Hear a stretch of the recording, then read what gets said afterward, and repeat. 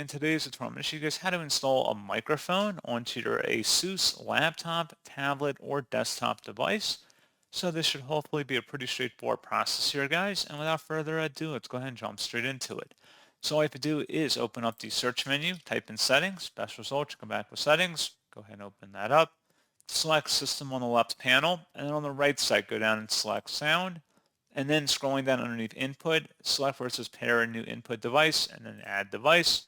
And then follow through with the on-screen steps here. This is basically for Bluetooth or wireless microphones. If you're using a traditional one that plugs into a USB port, for example, it should automatically install the drivers, or you can also go onto the manufacturer's website and procure the files from there. And that's pretty much it. So as always, thank you guys for watching this brief tutorial. I do hope that was able to help you out, and I do look forward to catching you all in the next tutorial. Goodbye.